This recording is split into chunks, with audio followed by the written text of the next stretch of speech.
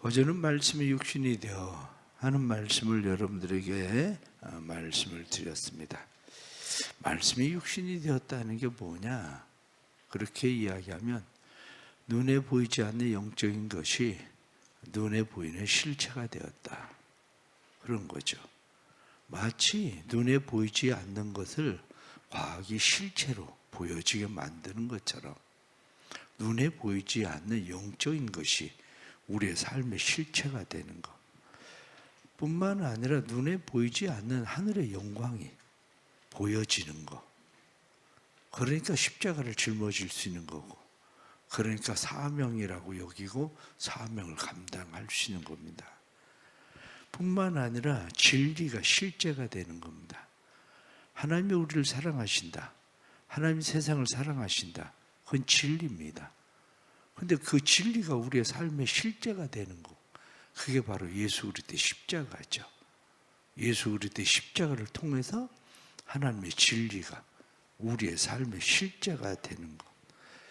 우리가 은혜 받았다, 은혜가 보여집니까? 그런데 받은 사람은 은혜를 압니다. 은혜가 실제가 되는 거죠.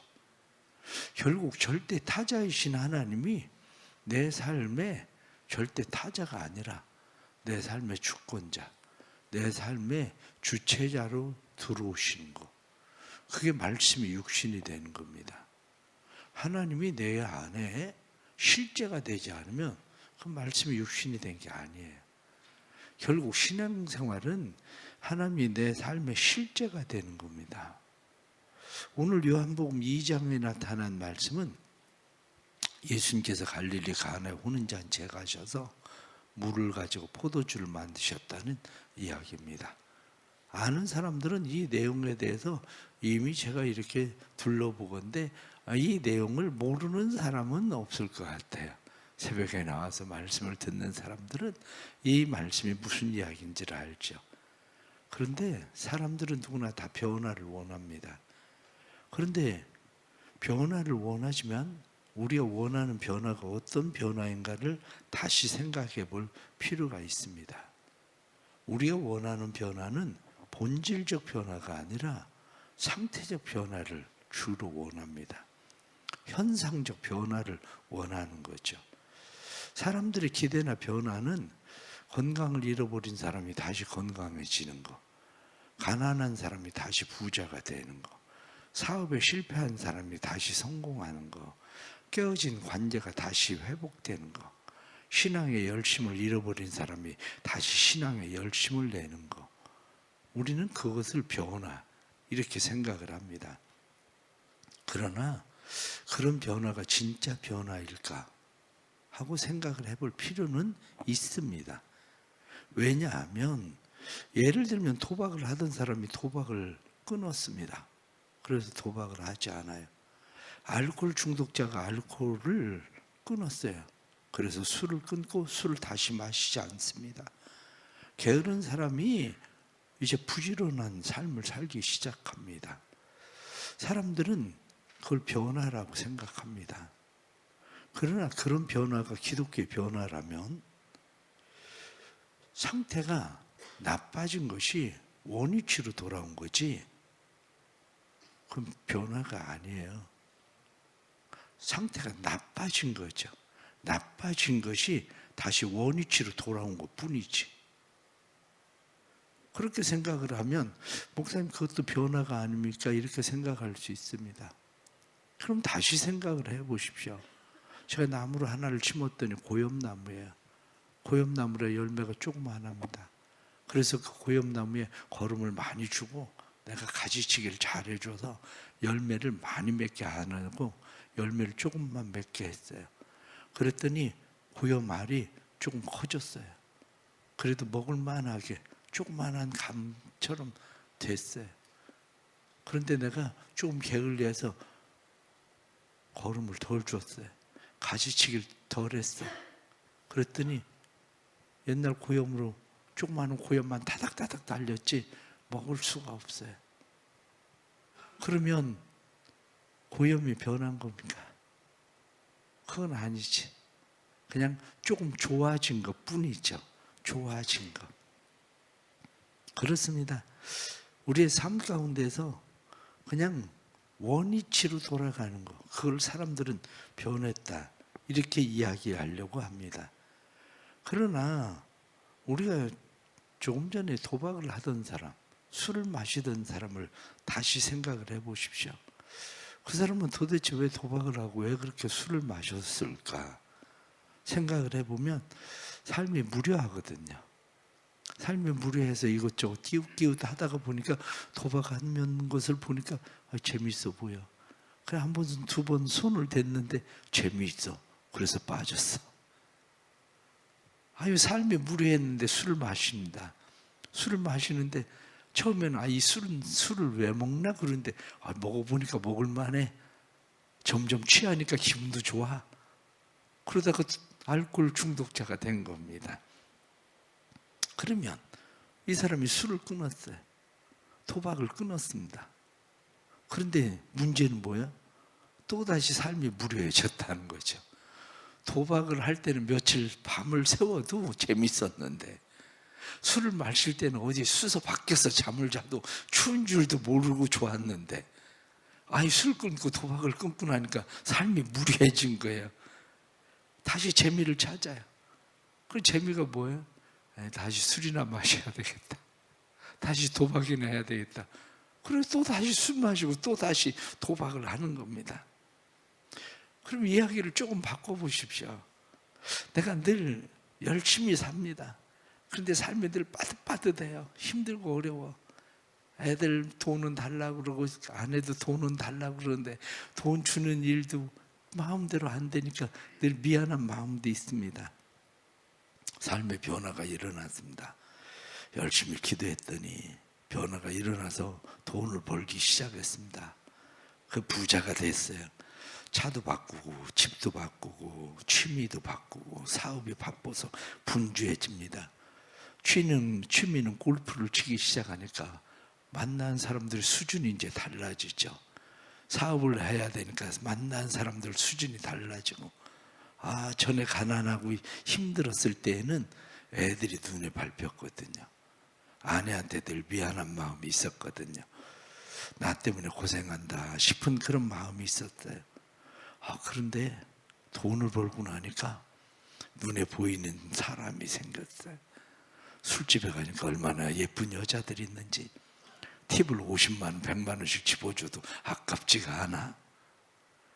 전에는 그냥 애들한테 돈을 못 줘서 미안하고 애들한테 아이들이 밟혔는데 이제는 집에도 줄 만큼 돈 주고 얼마나 좋아졌습니까?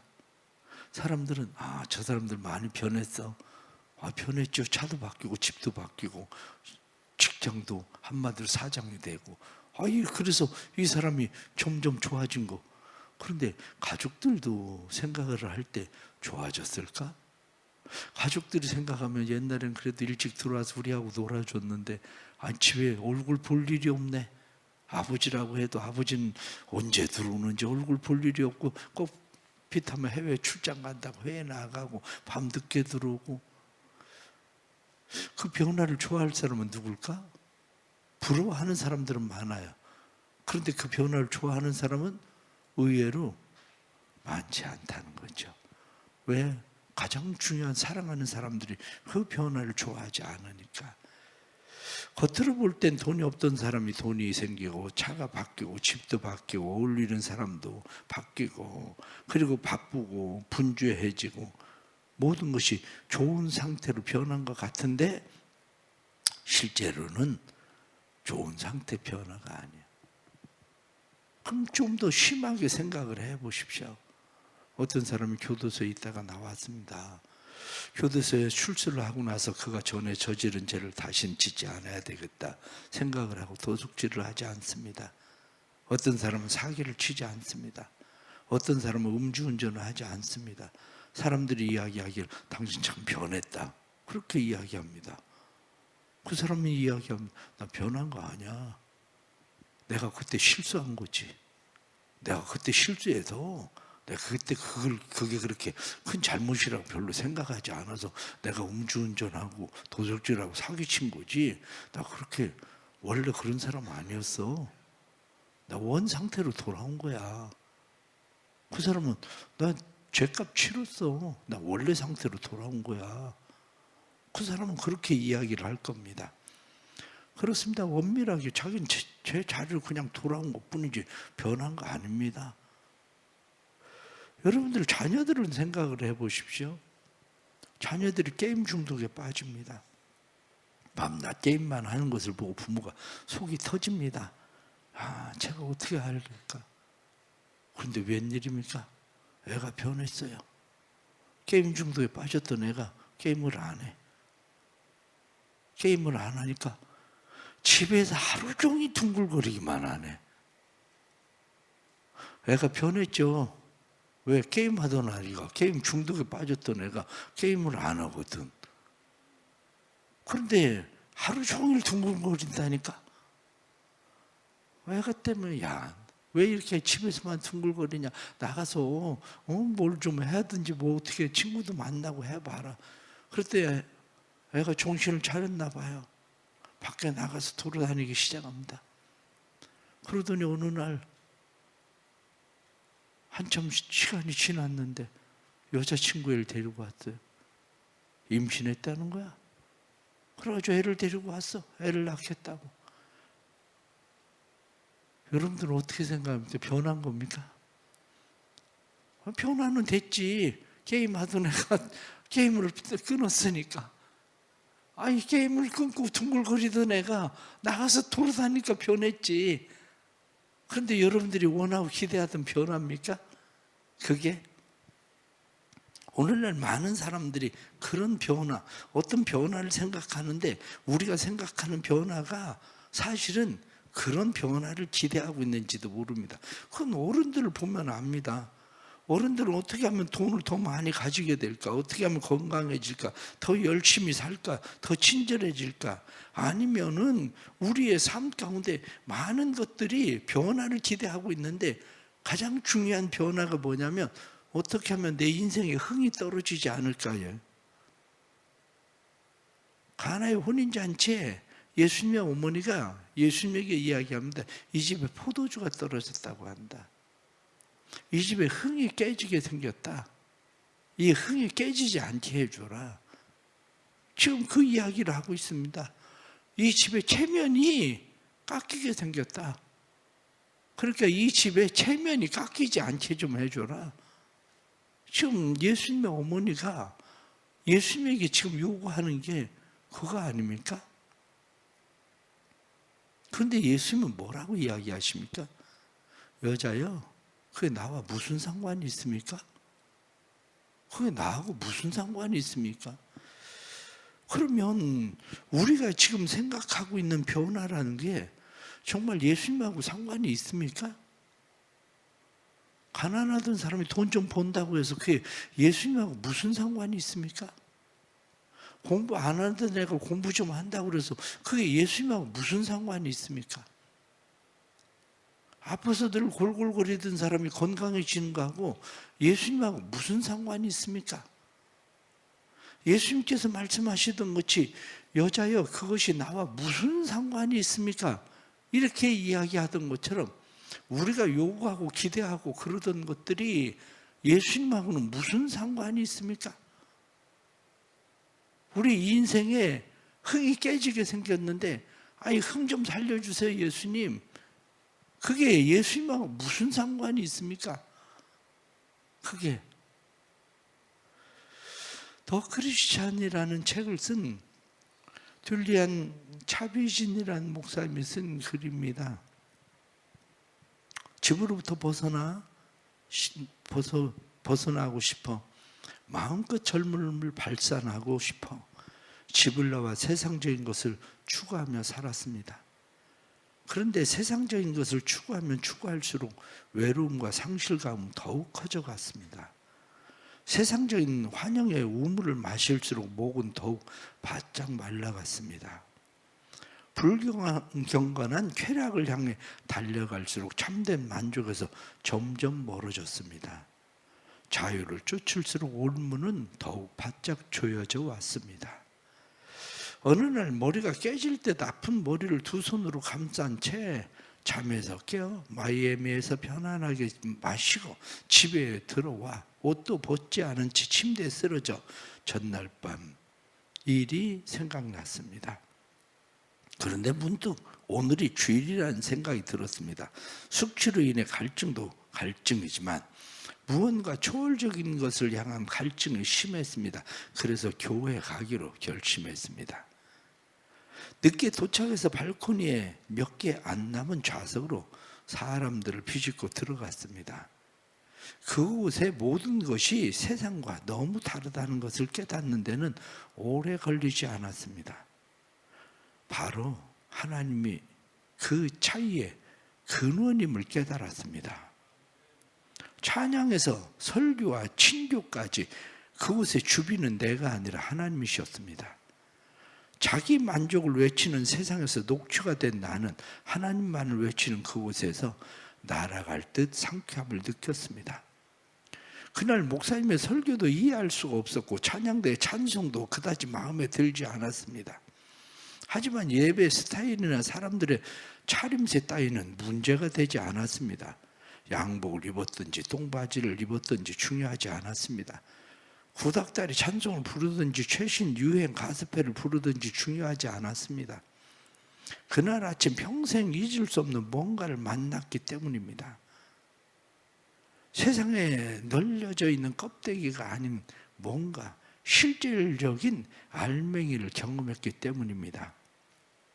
그날 음악과 설교를 통해서 하나님의 초월적 임재가 지붕을 뚫고 들어왔습니다. 단순한 인간의 재능에 놀란 것이 아닌 그보다 더 큰 뭔가가 나를 사로잡았습니다. 바로 하나님이었습니다. 예전에는 교회 가면 잘 짜여진 공연 한 편을 보고 온 느낌이었는데 이번에는 뭔가 달라졌습니다.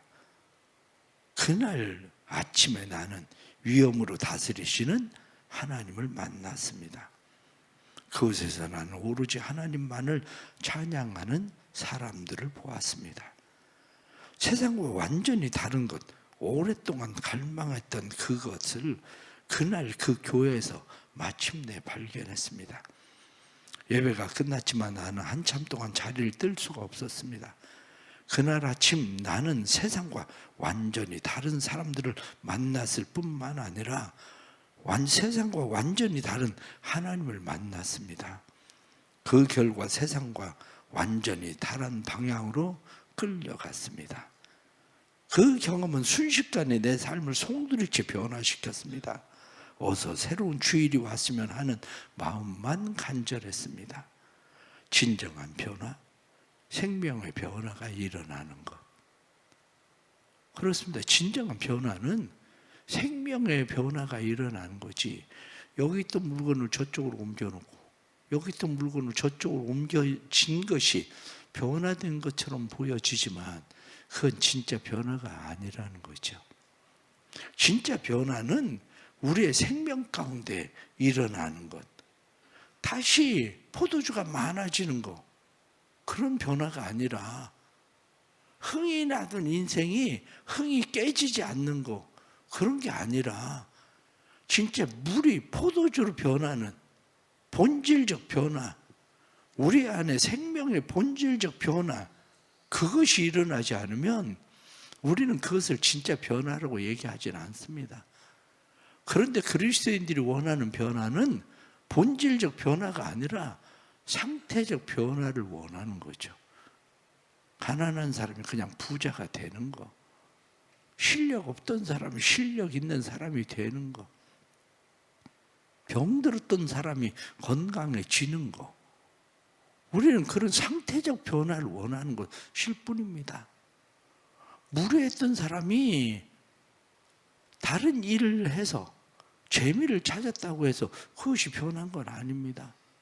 무료했던 사람이 무료하면서 그 사람이 어떤 사람은 술 마시면서도 변한 거죠. 어떤 사람은 열심히 일거리를 찾아서 변한 것도 변한 거죠. 그러나 그의 본질이 변한 건 아니라는 사실입니다. 가나에서 예수님께서 행하셨던 가나 혼인잔치의 변화는 어떤 변화입니까? 그것은 그의 영광을 나타내심에 바로 거기에 있습니다. 그의 영광을 나타내심에 제자들이 믿었더라. 우리의 삶의 진짜 변화는 하나님의 영광을 보는 겁니다. 우리의 삶의 진짜 변화는 하나님이 우리 안에 삶의 실제가 되는 겁니다.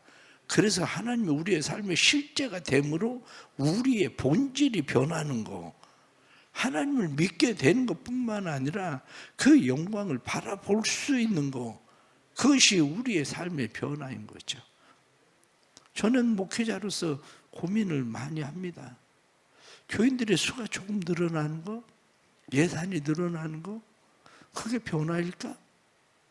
그게 예수님하고 무슨 상관이 있을까? 교회 예산이 늘어나고 교인 수가 조금 늘어나는 게 주님이 그게 나와 무슨 상관이 있느냐? 주님이 그렇게 물어보시는 그런 변화는 아닐까? 교회가 원하는 부흥이 무엇입니까? 교회가 원하는 부흥이 오이코스들이 교회에 더 오는 거, 들어오는 거, 오이코스 초청일에 교회 그 사람들이 교회에 와서 자리를 채우는 거, 그게 변화입니까? 그게 변화라면 단지 그 사람들이 자리를 세상에서 그날 1시간 교회로 자리를 옮겨준 것뿐이지 그게 진짜 변화일까? 그렇지는 않습니다. 교회를 오랫동안 출석하지 않던 사람이 다시 교회에 나와준다고 해서 그게 변할까? 여러분 그걸 변화라고 생각합니까? 그것도 아닙니다. 왜냐하면 진짜 변화는 그런 것이 진짜 변화가 아니라 주님이 말씀하시던 것처럼 하나님의 영광을 보는 겁니다. 세상을 영광스럽게 생각하고 세상의 영광을 바라고 세상의 영광을 보는 게 아니라 하나님의 영광을 보는 거. 그런데 하나님의 영광을 보려면 그분을 만나야 됩니다. 하나님을 만나야 하나님의 영광이 보이지, 하나님을 만나지 않고는 하나님의 영광이 보일 수가 없습니다. 사람들은 물을 가지고 포도주를 만드는 거, 그 안에 있었던 사람들은 포도주가 많아진 것 말고는 무슨 차이가 있습니까? 주님의 제자들이 그분이 하나님이시라는 것을 발견하는 거, 이게 사실은 중요한 거지. 포도주가 떨어졌는데 포도주가 더 많아진 거, 그게 그들하고 그들은 다시 흥이 깨지지 않은 것뿐이지 무슨 상관이 있습니까? 우리 인생도 마찬가지입니다. 우리의 삶도 하나님을 만나고 하나님을 경험하고 말씀이 육신이 되어 우리 가운데 들어오신 하나님이 우리의 삶의 실제가 되지 않는다면 그것은 별 의미가 없습니다. 오늘 성경 요한복음에 나타나는 이 예수님께서 갈릴리 가나에서 첫 번째 표적을 행했다, 이렇게 말씀하고 있는 것은 생명력 없는 종교, 그 생명력 없는 종교에 생명을 불어넣으시는 예수 그리스도, 진정한 변화는 생명력 없는 것에 생명을 불어넣는 것. 다시 말하면 교회가 무엇인가? 교회가 사람을 변화시킨다는 것은 교인들의 숫자가 많아지는 것도 아니고 교회 예산이 많아지는 것도 아니고 교회 얼마나 오랫동안 끊임없이 교회를 출석하느냐? 그렇습니다. 교회 10년 출석하다가도 예수 안 믿는다고 나가는 사람들도 얼마든지 많습니다. 그들은 왜 그럴까? 10년은 무엇을 믿었나? 믿은 건 아니죠. 변한 건 맞습니다. 그 사람들이 10년 동안 교회를 다니면서 도덕적인 얘기 아니면 인문학적인 얘기, 그런 이야기를 듣고 변한 것 같은데 상태적 변화는 있었겠죠. 그러나 본질적 변화가 일어나지 않은 거지. 우리가 기도해야 될 일이 바로 그겁니다. 우리가 기도해야 되는 것은 표면적 그리스도인이 아니라 실질적 그리스도인. 그것은 예수 그리스도의 피값으로 세워진 교회에서 예수 그리스도의 피의 능력으로만 나타나는 일입니다. 예수 그리스도의 십자가의 피, 그것이 우리의 생명이고 그것이 우리의 생명의 능력 될 때 본질적 변화가 일어나는 거지, 그렇지 않고는 본질적 변화가 일어날 수 없습니다. 오늘날 생명을 잃어버린 교회 안에 다시 예수님의 생명의 역사가 일어나길 바랍니다. 사람들의 마음속에, 그들의 영혼 속에 예수 그리스도의 생명의 역사가 일어나서 생명을 전하는 교회, 생명 있는 교회가 능력 있는 거지 생명 없는 교회는 능력이 없습니다.